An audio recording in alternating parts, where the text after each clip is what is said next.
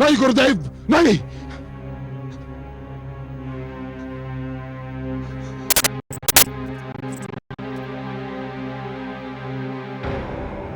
ये नहीं हो सकता, ये नहीं हो सकता। मैं ऐसा नहीं होने दूंगा, ऐसा कदापि नहीं होने दूंगा। तेरे विष्णु ने मेरे भाई को छीना, मेरी बहन को छीना और अब मेरे गुरुदेव को छीन लिया तेरे विष्णु ने।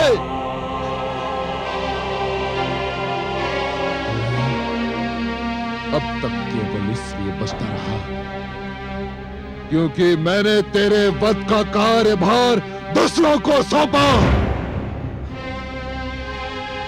क्योंकि मैं तेरे रक्त से अपने हाथ नहीं रंगना चाहता था,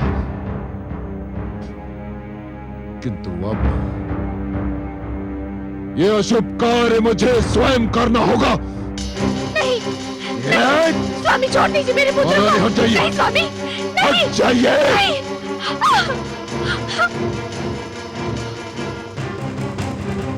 अब कोई नहीं आ सकता तेरे बीच। अब ये संसार देखेगा ये एक पिता अपने पुत्र का वध कैसे करता है।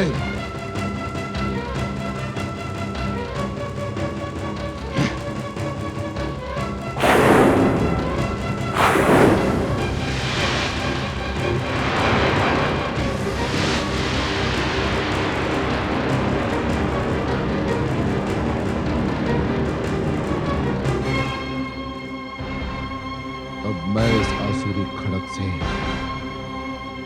तेरा शीश उतारूंगा। सारे संसार में घुमाया जाएगा तेरा शीश, ताकि संसार में जो भी विष्णु भक्त बचा है तेरा कटा हुआ शीश देखकर विष्णु का नाम भूल जाएगा। मैं यहां बैठे सबको चेतावनी देता हूं कि कोई मेरे और इस दुष्ट के बीच आने का साहस न करे। हे आदरणीय पिताश्री, मेरे और आपके बीच तो कोई बहुत पहले से आरंभी से उपस्थित है। कौन है वो? मेरे श्री विष्णु भगवान। नहीं प्रहलाद, कहाँ है वो? मुझे क्यों नहीं दिखाई देता? आप अपने मन से झूठा अहंकार हटा दीजिए, वे आपको भी दिखाई दे जाएंगे। झूठ बोलता है तू, झूठ बोलता है।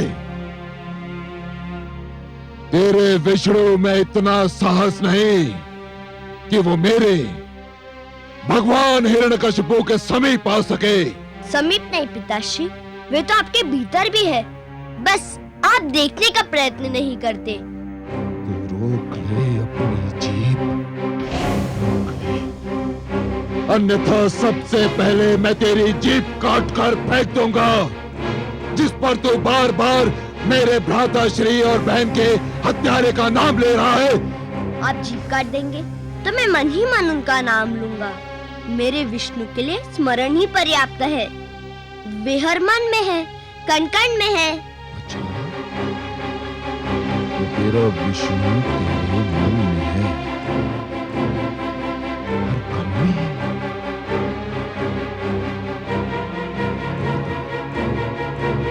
तेरा विष्णु स्लोस्तम में है। हाँ पिताश्री, मेरा विष्णु इस लोह स्तंभ में भी है। सैनिकों, इस लोह स्तंभ को अग्नि से तपाओ, इसे अंगारे की भांति लाल बनाओ।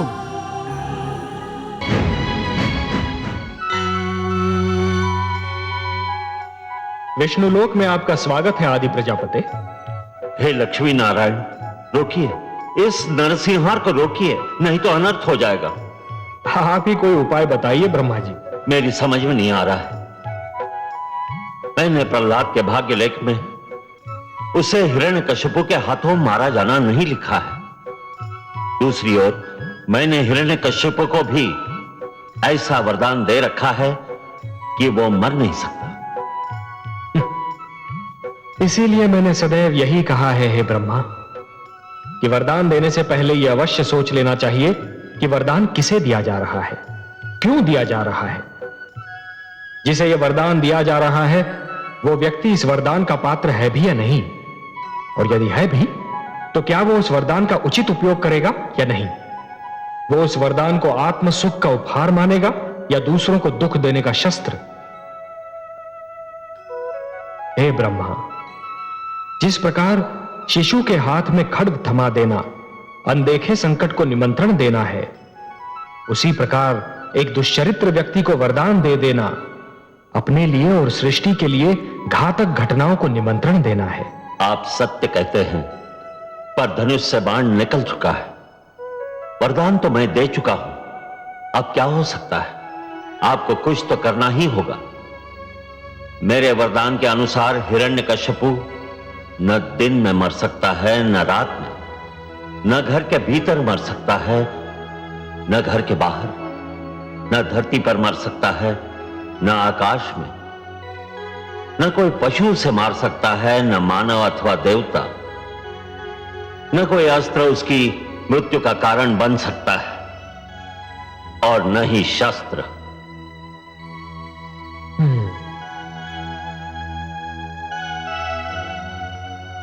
बहुत जटिल समस्या है ब्रह्मा जी। मुझे आपके वरदान का मान भी रखना है और पुत्र प्रहलाद की रक्षा भी करनी है। आप सत्य कह रहे हैं, मुझे कुछ तो करना ही होगा।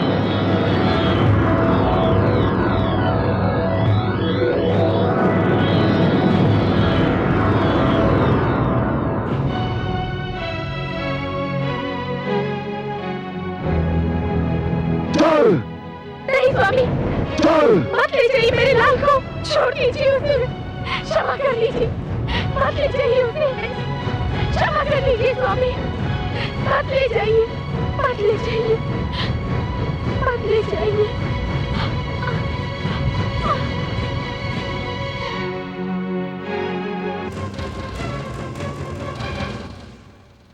हाँ पुत्र, क्या कहा था तुमने? इस लो स्तंभ में तेरा विष्णु है।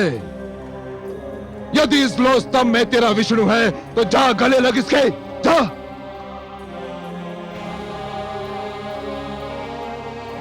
आगे बढ़ दुष्ट, अपने विष्णु का आलिंगन कर, जा। जो आज्ञा पिताश्री, आपका आशीर्वाद चाहिए।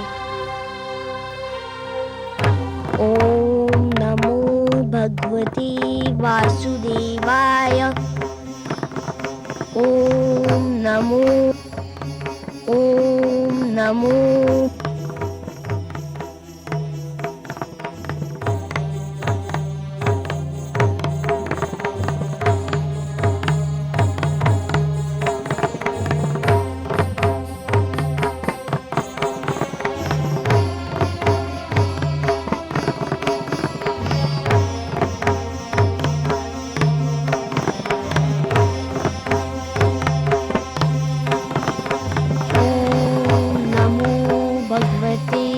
वासुदेवाय। ओम नमो भगवते वासुदेवाय। ओम नमो भगवते वासुदेवाय। ओम नमो भगवते वासुदेवाय।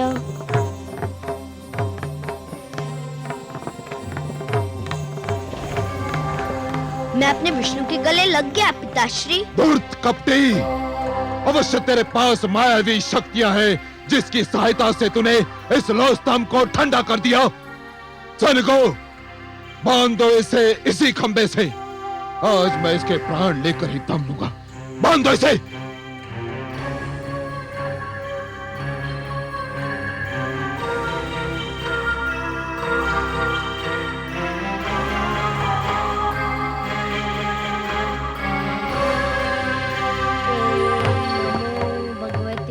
वासुदेवाय। ओम नमो भगवते वासुदेवाय। ओम नमो भगवते वासुदेवाय। ओम नमो भगवते वासुदेवाय।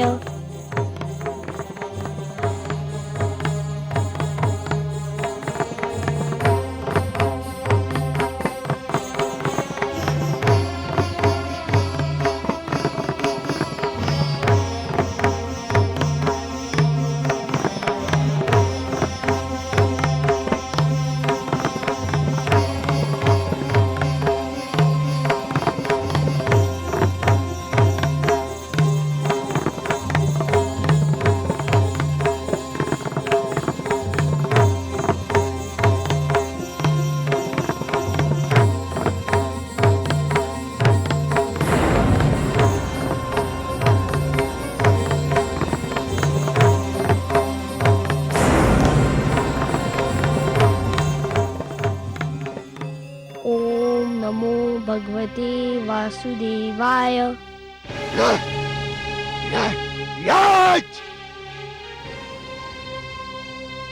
अब तुझे कोई नहीं बचा सकता, तेरा विष्णु भी नहीं। हाँ,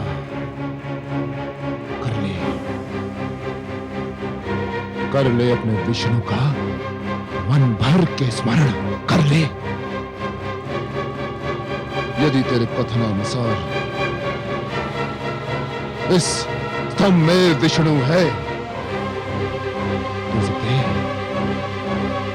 कि वो बाहर निकलकर तुझे दर्शन दे और तेरे वध का दृश्य भी देखे। तुझे वो बचा प्रहलाद, अब तू जीवित नहीं बचेगा।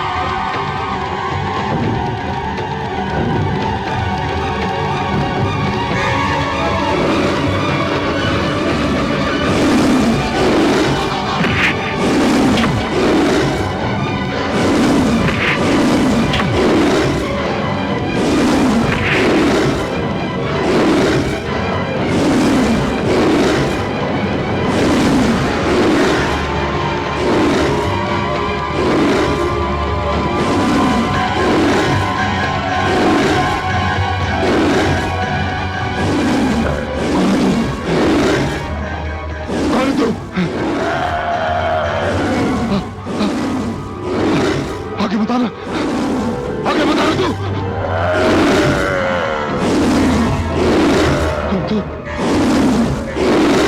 कौन है तू?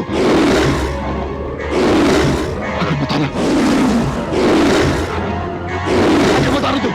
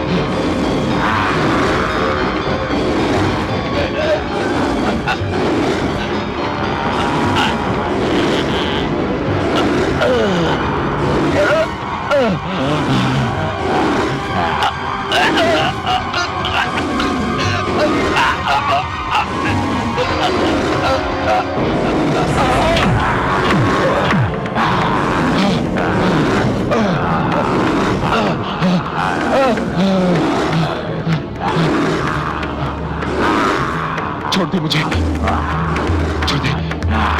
कौन है तू? मैं तेरी मृत्यु हूं धूर्त, तेरा काल। नहीं, ये नहीं हो सकता। मैं नहीं मर सकता। मैं भगवान हिरण्यकशिपु हूं। मैं नहीं मर सकता। क्यों नहीं मर सकता दुष्ट? क्या तूने किसी माता के गर्भ से जन्म नहीं लिया है? ब्रह्मा जी ने मुझे वरदान दिया है। क्या वरदान दिया है? कि ना मैं दिन में मर सकता हूं, न रात्रि में। तो देख दुष्ट, इस समय न दिन है ना रात्रि, ये संध्या काल की बेला है।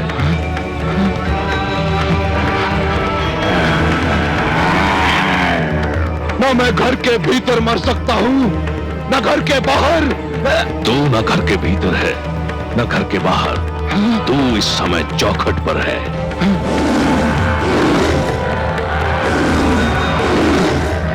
ब्रह्मा जी ने कहा था कि ना मैं धरती पर मर सकता हूं, आकाश में। ब्रह्मा ने सत्य कहा था। देख तू इस समय ना धरती पर है ना आकाश में, तू धरती और आकाश के मध्य मेरी गोद में है। और क्या कहा था भाग्य विधाता ने? उन्होंने कहा था कि ना मुझे पशु मार सकता है न मानव। मुझे ना कोई पशु मानेगा ना मानव। मैं आधा नर और आधा सिंह, मेरा नाम नरसिंह है। और क्या कहा था? उन्होंने कहा था कि मेरी मृत्यु न शस्त्र संभव है, न अस्त्र से। मेरे हाथों में ना कोई अस्त्र है ना शस्त्र। मैं अपने नखों से तेरा उदर चीर कर तेरा वध करने जा रहा हूं। अरे बचाओ, अरे बचाओ, कोई। तेरा अंत निकट आ चुका है मूर्ख। तू बच जाता तो एक ऐसी परंपरा का जन्म होता जो समस्त सृष्टि के लिए अनर्थकारी सिद्ध होती। पिता जन्मदाता है, यदि वही अपने पुत्र का वध करने लग जाए तो सृष्टि का क्या होगा? बचाओ।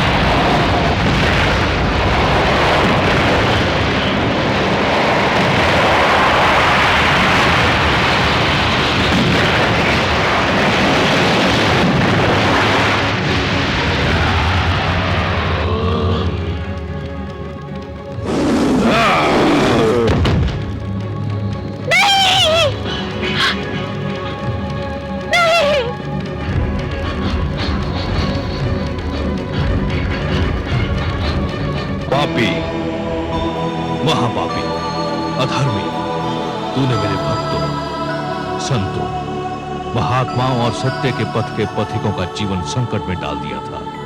मेरी ही इच्छा से प्रहलाद जैसे भक्त का जन्म असुरकुल में हुआ, ताकि तेरे अभिमान को तेरा ही रक्त ललकारे और संसार को यह ज्ञान भी हो कि असुरों में भी महापुरुषों का जन्म संभव है। हे नराधम, तूने ब्रह्मा से छल द्वारा एक वरदान क्या मांग लिया? तूने वास्तव में यह समझ लिया कि तुझे मृत्यु से मुक्ति मिल गई। मूर्ख, परमेश्वर के अतिरिक्त जन्म और मृत्यु के चक्र से कोई मुक्त नहीं है। तेरे मन में यह भ्रम समा गया कि तू श्रेष्ठ है, तू सर्वशक्तिमान है। हे दुर्बुद्धि, हे दुर्मते, केवल ईश्वर श्रेष्ठ है। ईश्वर, केवल ईश्वर सर्वशक्तिमान है, केवल ईश्वर सर्वशक्तिमान है।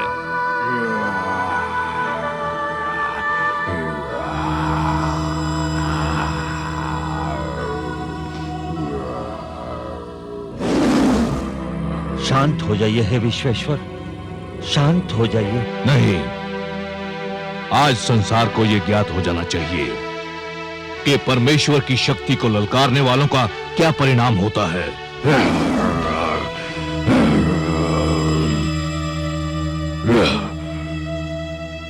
हे जनार्दन, हे लक्ष्मीपति, दुष्ट हिरण्यकश्यप अपने परिणाम को पहुंच गया है। अब अपना क्रोध रोक लीजिए। नहीं, अभिमानियों को यह ज्ञात हो जाना चाहिए कि उनका अभिमानी सिर किस प्रकार पैरों तले रौंदा जाता है।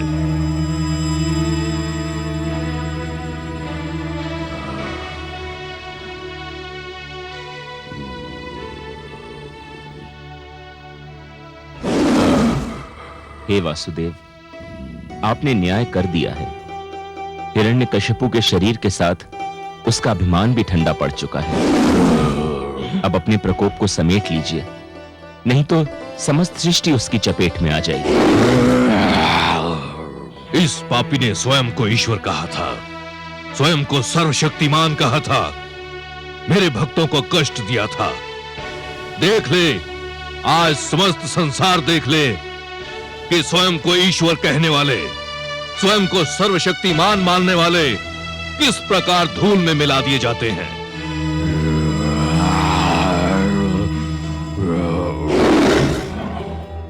हे दया निधान, हे कृपा सागर, हे करुणा सिंधु, मैं जानती हूँ जब मानवता पे कोई संकट आता है, जब कोई आपके भक्तों को सताता है, तब आपके मन में क्रोध का ज्वार उमड़ता है। परंतु हे सर्वेश्वर, आपके भक्तों के शत्रु को आपने अपने हाथों से मारा है। अब तो आप शांत हो जाइए। कैसे शांत हो जाऊं? अधर्म को कैसे सहन कर लूं? अधर्म मेरे समक्ष मृत पड़ा है और अधर्म को तो मैं मृतक रूप में भी नहीं देख सकता।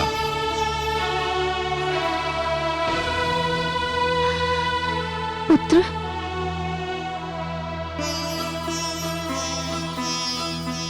पुत्र, इनके क्रोध का कारण है तुम्हारा कष्ट। केवल तुम ही इनके क्रोध को शांत करा सकते हो। यदि इनका क्रोध शांत नहीं हुआ तो प्रलय आ जाएगी, सारी सृष्टि संकट में पड़ जाएगी। आओ पुत्र। ओम नमो भगवते वासुदेवाय।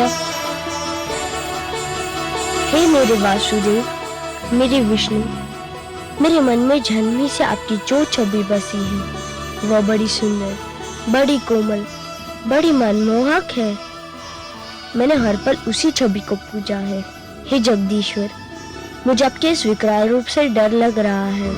मैं जानता हूँ आपके क्रोध का कारण है मुझे दी जाने वाली यातनाएं, मुझे पहुँचाया जाने वाला कष्ट। उन यातनाओं और कष्ट का आपकी कृपा से अंत हो चुका है।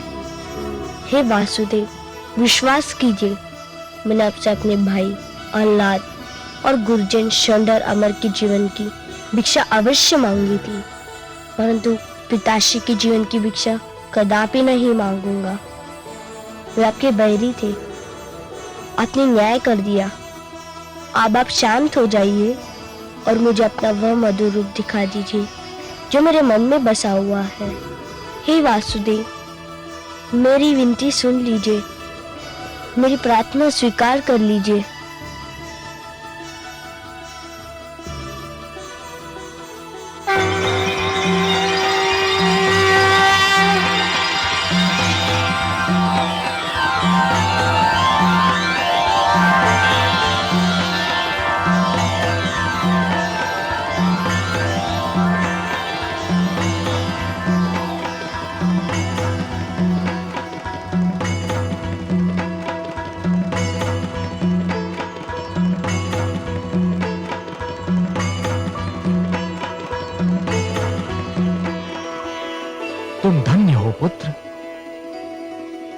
तुम धन्य हो।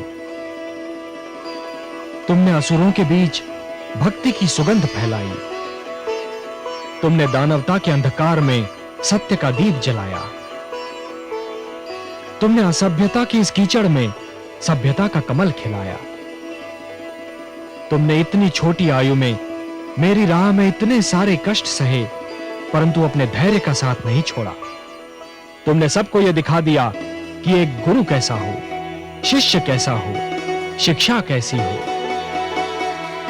मैं तुमसे अत्यंत प्रसन्न हूं पुत्र प्रहलाद, अत्यंत प्रसन्न हूं। तुम मेरे परम भक्तों में गिने जाओगे। जब तक ये समस्त संसार रहेगा, कोई भी तुम्हारा नाम कदापि नहीं भूल पाएगा।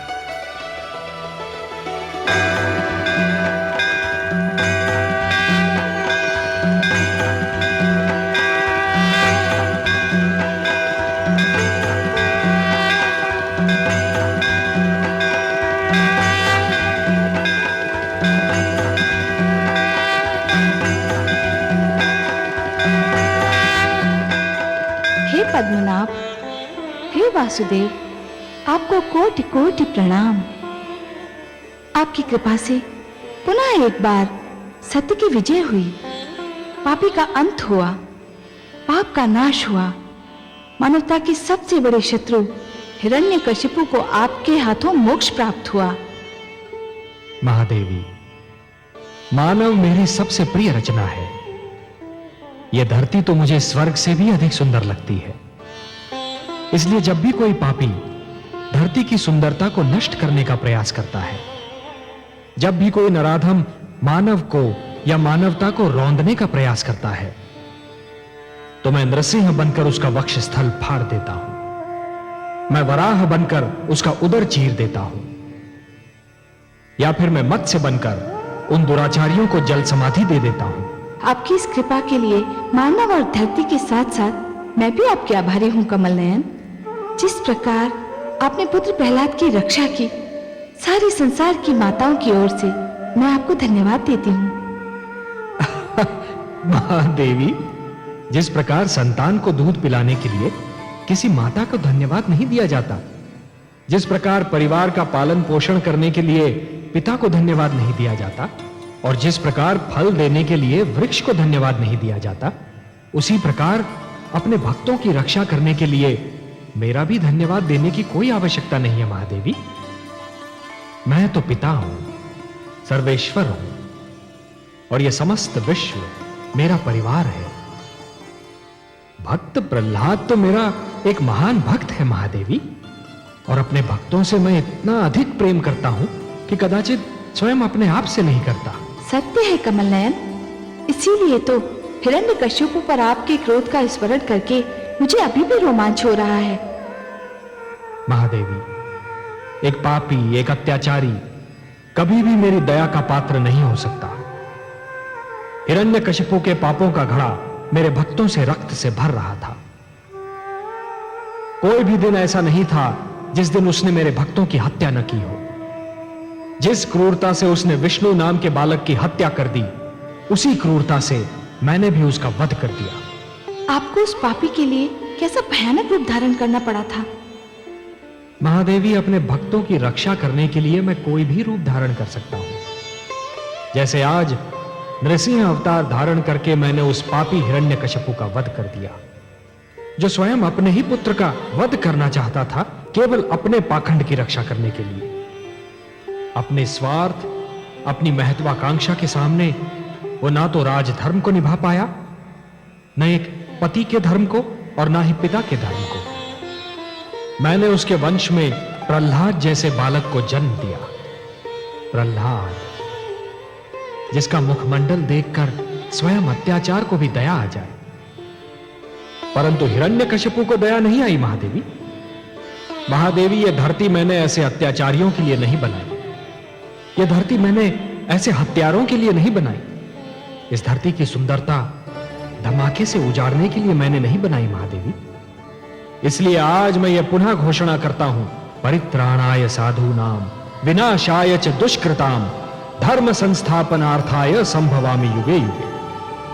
जब जब धर्म पर संकट आएगा महादेवी, और ये दुष्ट जन महात्माओं को कष्ट पहुंचाएंगे, तब तब धर्म की रक्षा करने में आऊंगा, धरती और मानवता की रक्षा करने में आऊंगा और हर युग में आता रहूंगा।